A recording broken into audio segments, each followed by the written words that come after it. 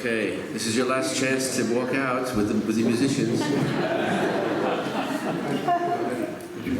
So, we want to thank you all for having us and for being here. It was pouring with rain when we left Massachusetts this morning, but it's a beautiful Saturday afternoon, so it means a lot that you're willing to sit here and talk about the end of the world, because not everybody wants to do that. Especially when there's so many other things going on that people are concerned about, and we've heard about them just now.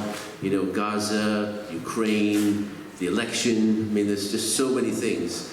Not to mention all the local things that you're working on, which we are very impressed with. It's great that you're doing all this amazing work. And there we are. Can you see better? Yeah. Okay. But we're here to talk about the good news, not only the bad stuff. Tim has written this amazing book, which is packed full of information and ideas for preventing the end of the world, so he's going to be mostly talking about that. And we're doing a double act here, so you get double for your money. Vicki's going to be sharing some of her experiences in trying to talk to the people who are most responsible for these two existential threats to humanity, especially the CEOs of some of these multinational corporations, defense contractors and so on, as well as their minions in Congress.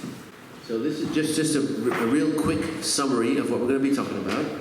Existential threats to the whole planet, money and jobs that can be released from nuclear weapons and used to solve climate, so releasing resources from one crisis to solve the other. This cannot be solved without the US, Russia, and China working together. Both of these crises require urgent, bold, radical action. We need to abolish nuclear weapons and abolish burning fossil fuels, not baby steps and reductions. And we need to act quickly. What is preventing this is, of course, the corporate greed behind the scenes. But we have the power to pressure the corporations. So, as you know, we are up against monstrous and well-funded sources, but we are a monstrous force ourselves. We are the majority.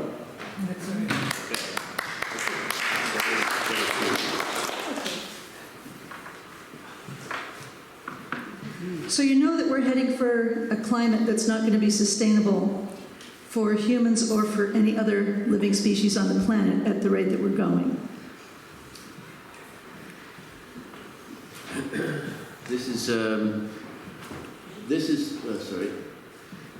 That's what people are talking about at the moment in terms of climate change that could happen in this century.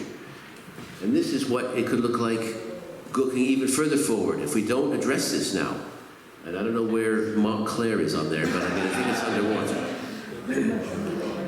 And of course, everybody in this room knows the danger we're facing with nuclear weapons as well. The doomsday clock just keeps ticking away closer and closer to midnight, and people are asleep. They're not thinking about it.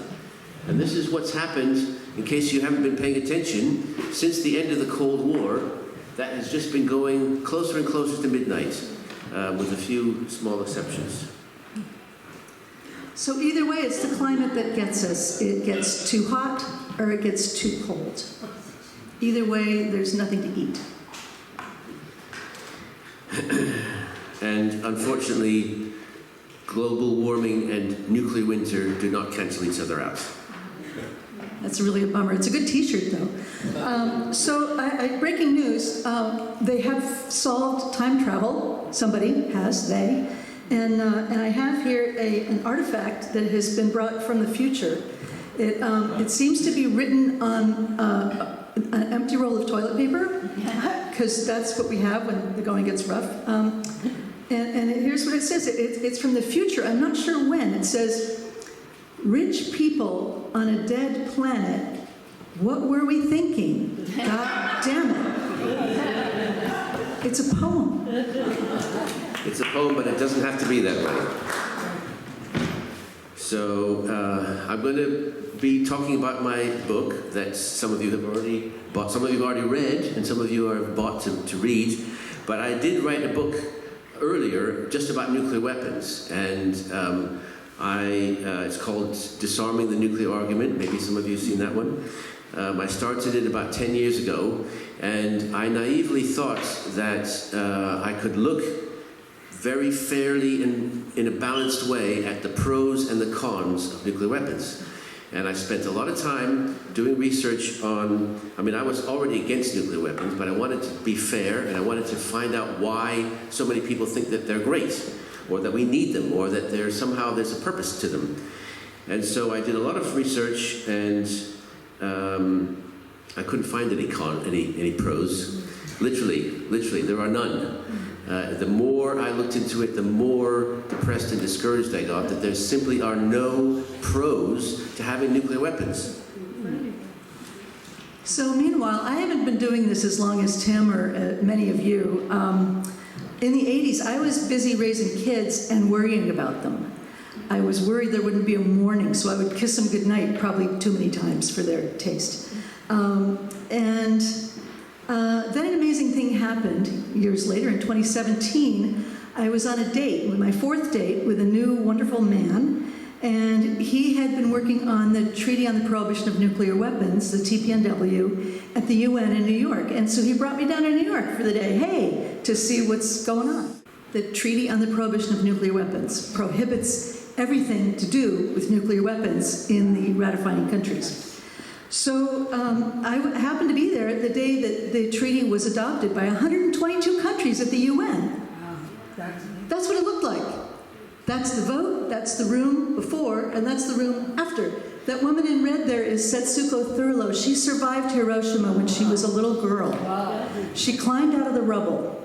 Somebody said, keep crawling toward the light. And when she accepted the Nobel Peace Prize for the treaty 6 months later, she said, our light is now the banned treaty.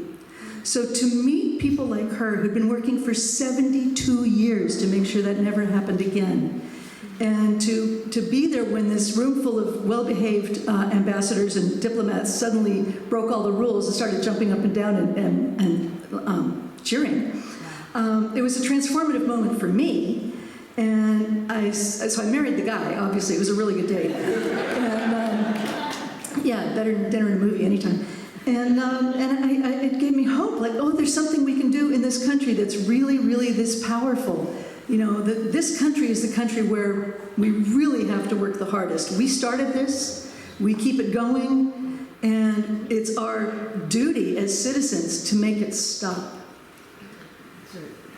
So, that's the sort of nuclear weapons story that got us into all this. I also started out as an environmental activist back in the 1970s, before I got into the nuclear weapons work.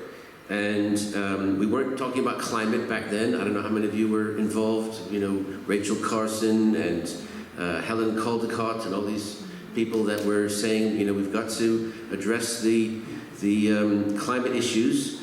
And the more I got involved in the nuclear weapons issue, I was thinking, like, how are these two connected? How are they linked?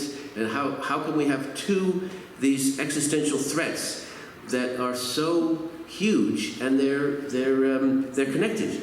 So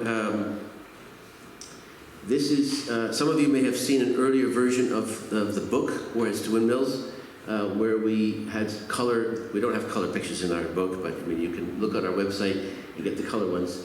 But this is just a sum of the costs that we have to spend in order to address the climate crisis. And we know that there's similar amounts of money being poured into the nuclear weapons business. I mean, they could find the money other places, but that's certainly one place where we're just throwing money away on weapons of mass destruction that can only do one thing, end the world.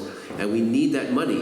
And we don't just need the money, we need the brain power and the engineers, the scientists. We need the infrastructure, the laboratories to be able to put the entire country and the world on track to solve the climate crisis. We can do both of these.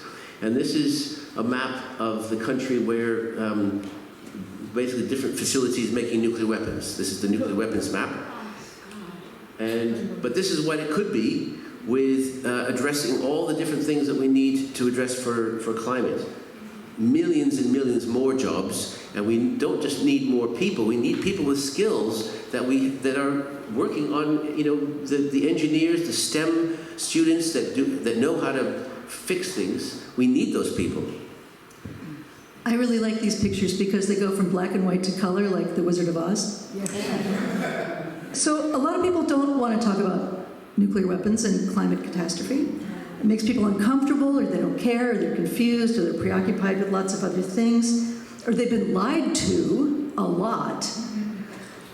So how many of you here experience a disconnect between the perfectly valid fear and the choice of actions that really seem like they can work? Do you feel that disconnect? Yeah, it's a little, it keeps therapists employed.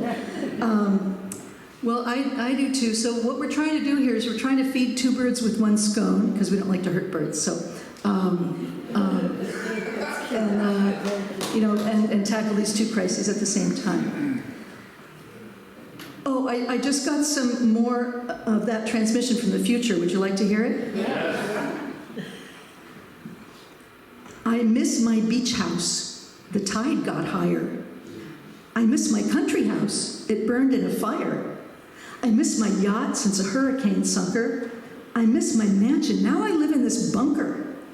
I'm in this bunker and the TV is on. We're watching nature shows because nature is gone. We built a wall to keep the poor people down, and now I miss them because there's no one around. Rich people on a dead planet. What were we thinking? God damn it.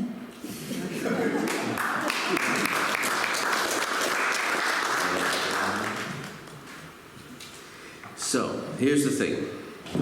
We are preparing to destroy this planet, except for the rich people in a bunker. And we know what needs to be done. I mean, there's a lot in the book that goes into great detail, but we know more or less what needs to be done to stop the climate crisis, and we know what needs to be done to get rid of nuclear weapons. And we're not doing it. So what is going on here? Well, if you want to know where the problem comes from and how to fix it, you just follow the money. What's the nearest country that has legalized corruption? Yeah. A famous study at Princeton University found that what the voters want and what actually happens legislatively are not related to each other. But what the elites want and what the corporations want are very much related to each other. There's a very high correlation. So I saw this myself in person.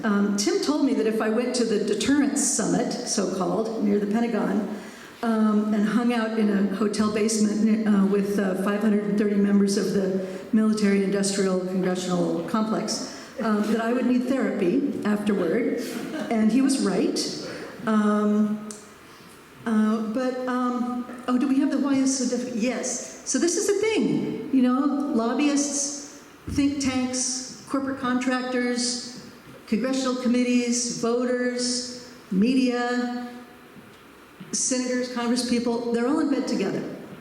And everybody's scratching each other's backs. It's a very unhealthy situation. So the nuclear weapons companies get government funding, and when they lobby, they get an up to 1,000% return on their investment lobbying. And the lobbyists help write legislation and do all kinds of helpful things. The fossil fuels companies don't get government funding, but they sure do get friendly policies. You seen some of those? Mm-hmm. Kind of shockingly friendly policies? Okay. So this is difficult because this is our system. So I went to the summit to see with my own eyes what was going on. I got a press pass. I wanted to know, what do these people talk about when they're alone together? So there were 530 of them, and one was Representative Doug Lamborn, a Republican from Colorado, and his main contributors to his campaigns are L3 Harris, RTX Raytheon, Lockheed Martin, Northrop Grumman, what did I say? BAE Systems and General Dynamics. So there's not a lot of question what was motivating him. And then Senator Deb Fischer, a Republican from Nebraska, her top donor is Boeing, also a nuclear weapons company. And she said, and I quote, The Armed Services Committee will request a very robust budget for the deterrent. Okay, so these people love each other very much. The nutshell of this 3 days in this basement is that these people talk about deterrence as if there's no alternative. And the only choice we have to survive is to make ever more destructive and terrifying weapons to scare the other guys. They have the sense of urgency, even maybe panic over meeting the modernization targets, especially plutonium pits. You know, there's very controversial evidence that we have to replace plutonium pits because they go bad. They probably don't go bad. You could probably keep using the old ones, but they want to keep making more. And they also have concerns about excessive safety regulations, slowing down the mission. Okay, now this worries me. When the nuclear weapons builders are worried about safety regulations, slowing them down. But the universal sentiment there was they were so grateful for the perpetual bipartisan support that they received from Congress. So this is exactly what the doomsday machine looks like inside that room with those people in it. That's it. Okay, and these are some nice people outside protesting. The response to the protesters was interesting. Someone thanked them for expressing themselves non-violently. Without irony. No fighting, this is the war room. You remember that one? Okay. One very interesting thing to me, there was a brigadier general ecstatically congratulating Northrop Grumman on its beautiful, fantastic new B-21 Raider stealth bomber that can deliver both nuclear and conventional weapons to kill people in a really wide array of horrifying ways. And he said, this thing is so beautiful, you all should have a poster of it on your wall. I did need therapy after that. These are, by the way, $692 million per plane. Northrop Grumman is expecting to sell at least 100 of them.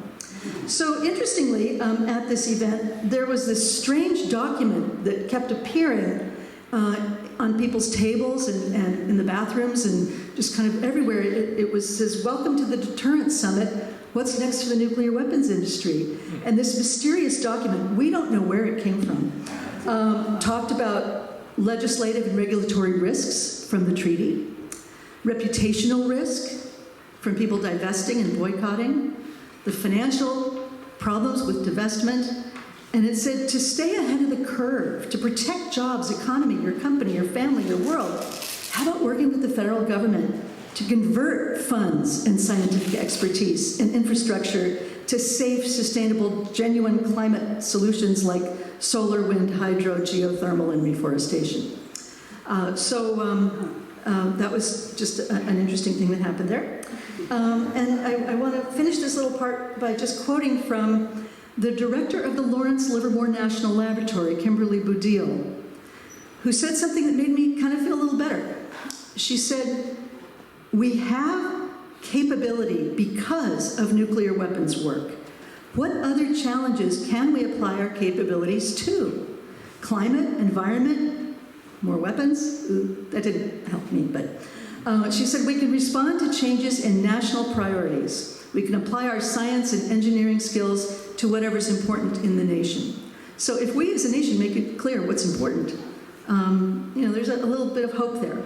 There was a contractor who told me, yeah, if people at this conference, could see another way to protect the country without using nuclear weapons, they'd love to apply their knowledge to other areas in ways that would be beneficial to the world. So, a little sliver of hope. However, we have got to put pressure on these companies. That is the only thing that is going to save the planet, literally. And we know it's possible. We know these companies, as Vicki was saying, the companies that are meeting and discussing their business as the nuclear weapons business. One of the things I don't think you mentioned was that they were shortage of staff, having trouble recruitment and so on, because people don't want to work for these companies. They don't want to be employed making nuclear weapons. But they're also under enormous threat from the treaty, which we'll get into, but many other pressures that people have successfully put on these companies over many, many years. I don't know how many people here remember back in the 1980s. Anybody here remember boycotting Morton Salt? Morton Tycol made salt and nuclear weapons. And there was a national campaign. They pulled out of the nuclear weapons business. General Electric light bulbs. Bring good things to life. There's a film, I don't know if you've seen this film, about this campaign that had a huge impact on General Electric because the whole country stopped buying General Electric light bulbs, and General Electric did not like that. And the reason we know that it had an impact is because even today, if you go to General Electric website, you will find on there this phrase, and again, can you read? Because I can't read that small. It says, we have something like, we have nothing to do with nuclear weapons or parts of nuclear weapons, and they have to keep saying that because the public wants to hear that. They don't like the public telling them that they're involved in something that's evil.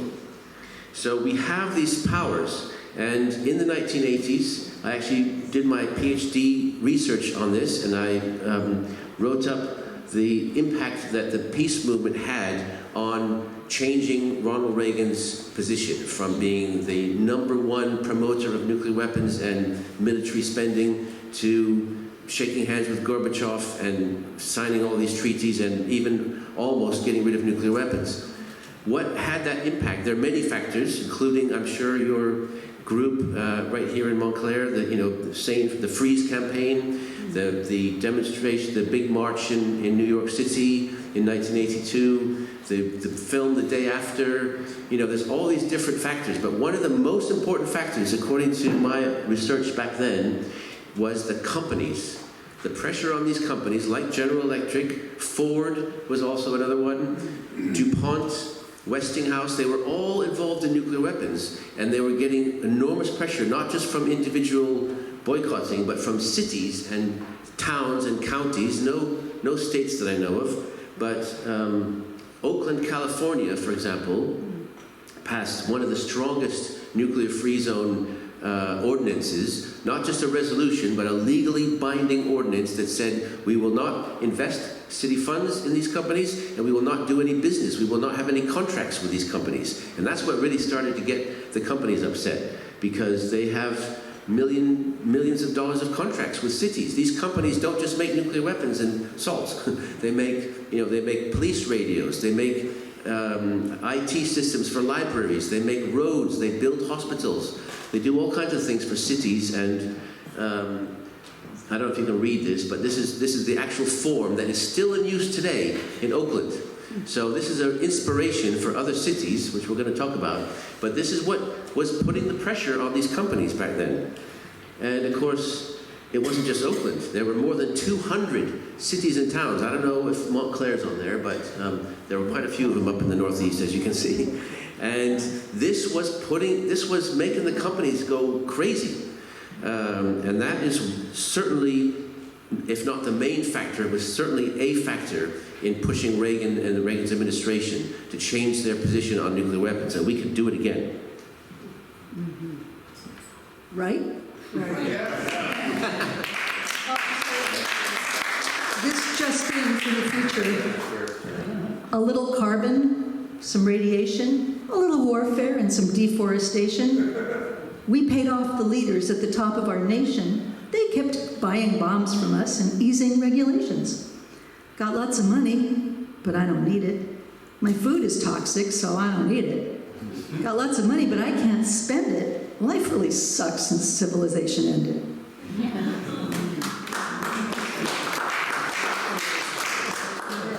So it's you at Honeywell, raising hell at Honeywell. Tim made me a mug with this picture on it. It says, what was it? Getting shit done since 1958. That's when I was born. Thank you for that mug. I love it. I bought a share of stock in Honeywell and each of a couple of other companies so I could go to their shareholders meetings and talk to them. It's harder now because they're mostly online since the pandemic, and it's really hard to be able to speak out. However, at Honeywell, I had a great time. I stood up at question and answer time, and I said, this is, my name, and as a shareholder, I'm concerned that Honeywell is still involved in nuclear weapons facilities and still producing key components, this is good to be specific here, for the Minuteman III ICBM and the Trident II system. Nuclear weapons are becoming increasingly illegal worldwide and will soon be obsolete. So I talked about the treaty, and then I said the good news is that there's a tremendous need for green technologies to address climate change. Honeywell should be pressuring the federal government not to keep paying for useless and illegal nuclear weapons, but to help convert skilled scientists, et cetera, toward the next highly profitable industry. So that was fun. Meanwhile, we had a lot of people writing. Well, I'll tell you about that in a minute, actually. So anyway, that was fun. And the thing that happened next, we had hundreds of people writing to them saying, we're not going to buy your thermostats anymore unless you stop making nuclear weapons. And right before that meeting, they actually sold their thermostat division. So that was not the intended consequence, but we like to think that they know that we are paying attention. And we do know they're paying attention. So, and one of the reasons, we talked about the TPNW, the Treaty on the Prohibition of Nuclear Weapons. Everybody here know why that's such an important treaty? Well, it's not because it outlaws nuclear weapons, which is what you would think. That's what it does. It outlaws nuclear weapons, everything to do with nuclear weapons. But what this treaty does is give the countries that have signed and ratified it, which is quite a few, the countries in blue have fully ratified this treaty. The countries in green have signed it and are in the process of ratifying it. It has to go to their Congress or their Parliament or whatever to be ratified. The countries in yellow have voted for the treaty and we're still waiting for them to actually sign it. And then the countries in orange are under enormous pressure, whether it's from their public opinion, whereas in Germany, for instance, there's 93% of Germans want their country to sign this treaty.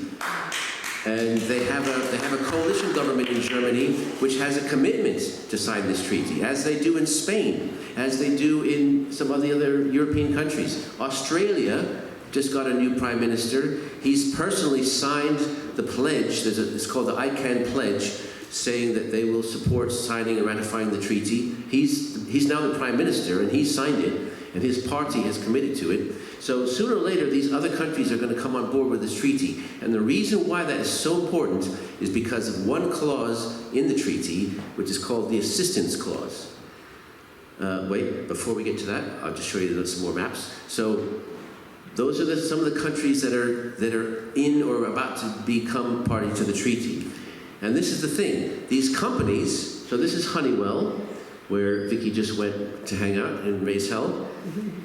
They're in over 100 countries, including many, many countries that are already party to this treaty. Almost every single one of these companies has suppliers, offices, plants, investors, customers, projects in multiple countries. And those countries are more and more joining. This is another company, Airbus, it shows where they're all over the world. Same with this one, which is a French company, Thales. These companies are facing legal penalties for continuing to have anything to do with nuclear weapons in these countries. And the reason why is my favorite country, Ireland, which is not only the first country to commit to the nuclear treaty, they're also the first country to fully divest from fossil fuels. And they have this law.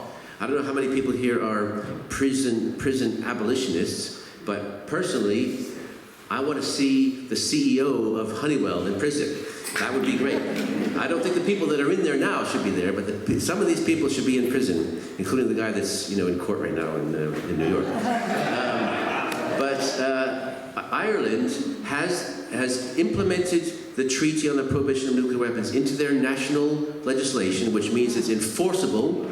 It's by the courts, by the police, and the penalty for violating this law in Ireland is a fine or up to life in prison. Wow. So think about that. It's how much pressure that's putting on a company like Honeywell, who wants to go on holiday or whatever in Ireland. So theoretically, if the CEO or an executive of one of these companies goes on a golfing vacation in Ireland, they might never come back. Can you all read the caption there? It says, "I've decided to step down as your CEO in order to spend more time in prison." So we all relate to this, right? I dream of a world without nuclear weapons and fossil fuels, right? The dove of peace. But with the treaties, the Nuclear Ban Treaty and the budding fossil fuel treaty, we have a dove with teeth, okay? This is a dove that can get things done. So with treaties, investment, boycotts, laws, stigmatization, and a mass movement. Yay.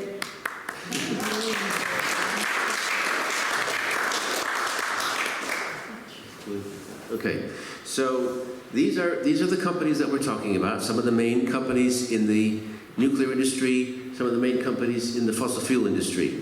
We know that these companies, not only are they doing the wrong thing by making nuclear weapons and pumping oil out of the ground, they are the ones that are influencing Congress to make sure we keep doing that. They are the ones that are in the way of making progress. And so we've talked about the Treaty on the Prohibition of Nuclear Weapons. In the case of fossil fuels, as you may know, the Paris Agreement doesn't even mention fossil fuels. I don't know how many people realize that, but these companies are so powerful, even on these treaties, they've kept out of that. It's just beginning to be discussed. As you may know, in the very last COP28 that was in Dubai in November, there were only 2 countries that were promoting a fossil fuel treaty, so a phasing out of fossil. They couldn't even face the words phase out fossil fuels. But this is coming. This is definitely coming. You can't see, there's 12 countries on that map. You can't see them because they're all tiny islands that are going to disappear with global warming. But the more we build the pressure for the elimination of fossil fuels, the more these companies are going to be really under the thumb of campaigners. And by the end of the COP. So the last COP went in with 2 countries supporting a fossil fuel treaty and came out with 12. So we're making progress. We're getting there slowly. And if this treaty gets signed and it has an assistance clause like the TPNW does, and it says, no assistance is allowed to these companies, and they start having penalties like Ireland, this is the kind of pressure that we need on these companies. As you may know, how many people here are involved in fossil fuel divestment campaigns? I don't know if there's something going on here in Montclair or anything, or local universities, faith communities. There's more than $40 trillion that have been withheld from fossil fuel companies by now. It's huge. I mean, we have similar efforts going on with the nuclear weapons. $4 trillion has been divested, including New York City, as you may know, has committed to divesting its pension fund. Anybody part of that? That's huge. But these divestment movements are powerful, and on top of that, we need the disqualification of bidders, the pressure on the companies to have contracts with these cities, and that's what we're trying to work on now. I had another nice adventure I just want to tell you about at a shareholders meeting. It was Northrop Grumman, one of the very biggest, if not the biggest nuclear weapons manufacturer. It was a small shareholders meeting. My first thought when I got in there was, oh, cool, the CEO is a woman. And my second thought when I got in there was, oh, how do those women all walk in those spiky heels? I can't imagine. But when it was over, there was no question and answer time, but I stood up anyway and asked if I could ask a question. I asked a similar question to the one I told you about at Honeywell. And I actually had a nice conversation with the CEO. She was very nice. And I put a copy of the Treaty on the Prohibition of Nuclear Weapons into her hands. And before I was escorted from the building. So as I was leaving the building, I was shaking. You know, I was really excited and hopeful, and I was also terrified. And what if nothing ever gets better? And I had such an overwhelming rush of emotion. I saw a squirrel, and I said, "I'm doing this for you, dude." Okay, so we're gonna summarize a bit now in terms of the tools that we have to put pressure on these companies, because that is our number one goal in terms of our Warheads to Windmills campaign. There are some terms here. I don't know how many are you familiar with, but have people heard about stranded assets, which is mostly referred to for the fossil fuel companies, which means that on their balance sheets, these huge companies, they've got trillions of dollars in their positive balance that is oil that's still in the ground. And if those assets are not used because we say we're not having any more oil pumped out of the ground, then those assets are worthless, literally worthless. And that means the company is suddenly worthless.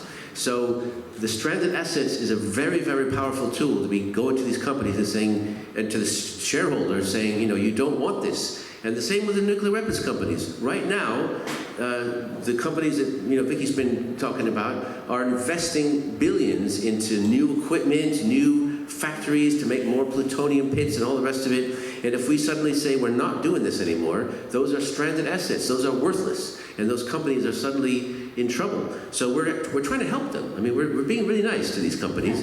We're trying to tell you, if you don't get out of this business now, you are facing financial ruin.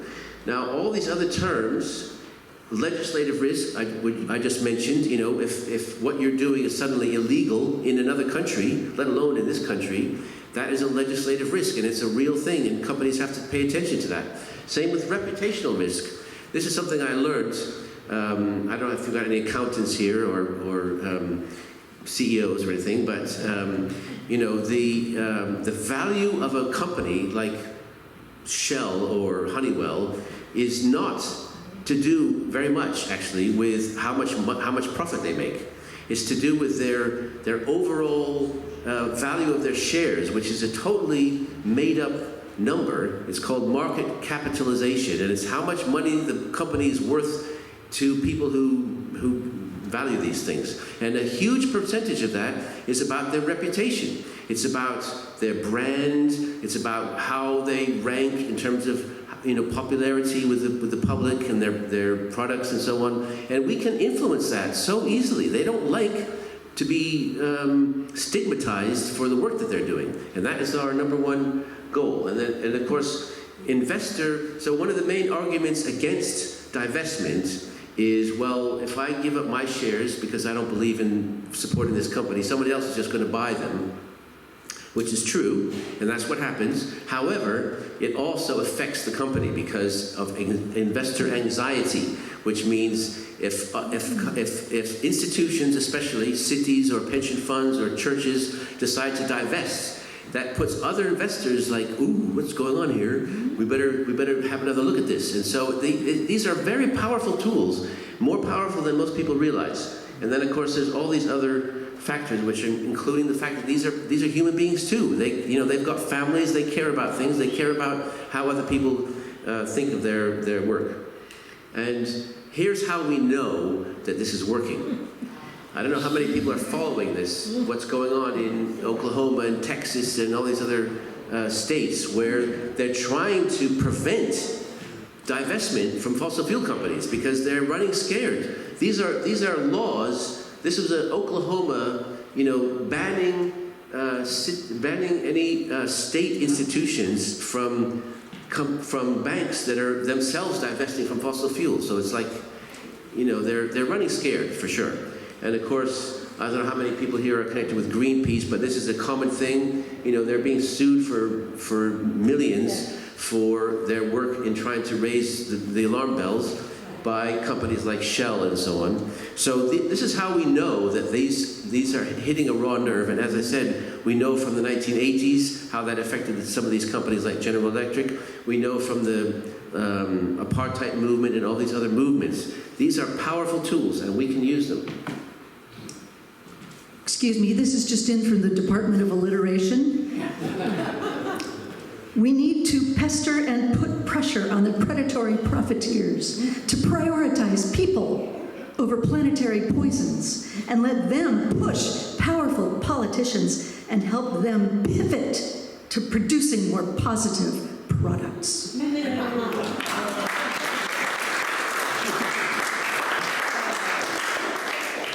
So, we have these three basic tools, and this is our strategy. Vicki's not only our alliteration department, but also our graphic artist department. So this is very colorful. But basically, what this is showing is we've got a two-pronged approach to putting pressure on these companies. On the one hand, we've got these treaties, like the Treaty on the Prohibition of Nuclear Weapons, with countries, not just individuals, but whole countries around the world that are passing these laws and putting pressure on the companies. We need to combine that with what we're doing in this country with cities, towns, states, counties, faith communities, colleges, putting pressure with divestment campaigns, with boycotting. Combining those pressures on these companies is what is going to crack open the chance of saving this planet. And we have lots of tools for you to use. This is all in the book and in great detail for those of you who've had a look at it already. But we have tools to try to help with the divestment and boycotting. And Vicki's going to give you a little example of what we did in one particular.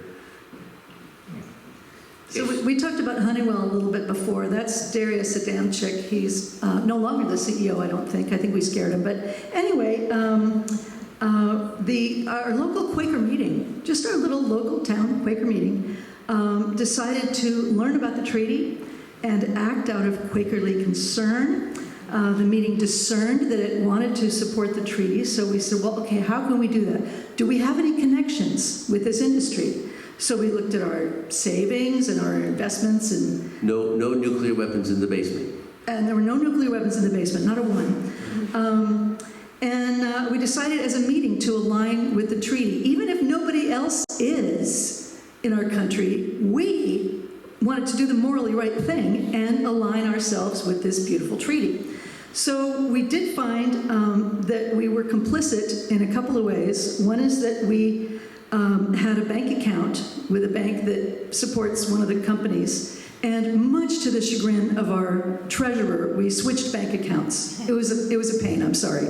And we corresponded with the companies and followed up everything we could. We had very interesting correspondence with Honeywell. So we wrote to Darius there, and we said, we're not going to buy any more Honeywell thermostats until you stop making nuclear weapons. And we said, your website proclaims that Honeywell is building a smarter, safer, and more sustainable world. That's a quote.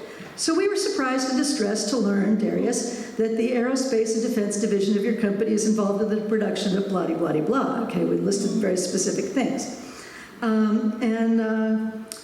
And we said we will not only stop purchasing Honeywell products, but we will also tell all the other Quakers to do the same thing. So we got a letter back from the Vice President saying, oh, we can assure you that our work at the National Security Campus in Kansas City or in any other jurisdiction is in strict compliance with all applicable domestic and international laws, including the Treaty on the Prohibition of Nuclear Weapons. So they basically said, no, we don't. We wrote back and we said, yes, you do. We said, we were puzzled when you stated in your letter that Honeywell is in strict compliance with this treaty. Does the National Security Campus really have nothing to do with nuclear weapons? And then they wrote back saying, well, the U.S. didn't sign the treaty, so we're still okay. They just got slipperier and slipperier, and it was really pathetic. So that was our Quaker meeting, and then and then we pointed out that the U.S. has signed the Nuclear Non-Proliferation Treaty back in 1968 and promised to get rid of its nuclear weapons in good faith and at an early date, more than 50 years ago. And we pointed out that to be in compliance with that law, they need to stop making nuclear weapons. So that's about as far as that got, but we hope that we caught their attention. Just our little Quaker meeting. Okay. So that's basically what we're trying to get groups to take on. We have now a Warheads to Windmills coalition that includes New Jersey Peace Action and maybe some other groups in the room, I don't know. But we are working together with climate and anti-nuclear activists to try to build a campaign to do this kind of work. And of course, we still have to put pressure on the politicians. So here is one. This is Peter Welch from Vermont. He signed onto our bill, our Warheads to Windmills bill in Congress when he was in the House of Representatives, and now he's in the Senate. So we're trying to get him back on track. And here is handing in a letter to the White House. We have all these tools to track members of Congress for people who want to write letters. Here, I don't know if anybody's in Jamal Bowman's district, just over the border, I think, from here. But anyway, as you can see, he's closer to our side in terms of fossil fuels and more or less on our side with nuclear weapons, but not, he could go further. So we've got all these different bills that we're promoting. You can see this is the person who replaced Peter Welch in Vermont. We don't know what her position is on nuclear weapons. She won't tell us, and she won't join anything yet, but we think we can get her. So, she's already way on board with fossil fuels. So we're trying to track these members of Congress. And of course, we got to vote. The election coming up is hugely important. So we have a website called Vote to Survive, which has got all kinds of by state. I don't know what it says about New Jersey, but anyway, these are all tools that we're trying to provide to members of the coalition, so we can all work together in our different ways to build a stronger, united movement to save the planet from these two incredibly dangerous threats. And this is our summary of what we've been saying.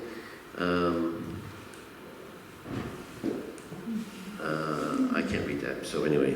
You can read it, right? Yes, we can. You can read it. Okay, read. All right. So we are, again, very pleased that New Jersey Peace Action is part of the Warheads to Windmills Coalition, which is growing. And we have federal legislation pending, H.R. 2775. Eleanor Holmes Norton wrote this legislation that if it were to be passed, we could all really take a little vacation. We could go to one of those sinking islands or something. I don't know. Anyway, but it says U.S. should sign the treaty and work together with the other 8 nuclear-armed countries to figure out a fair and safe way for everybody to disarm, and then eventually ratify, and then move the resources over to climate solutions and other pressing human needs. It's beautiful. HR 2775, Tim helped them write the last couple iterations of it.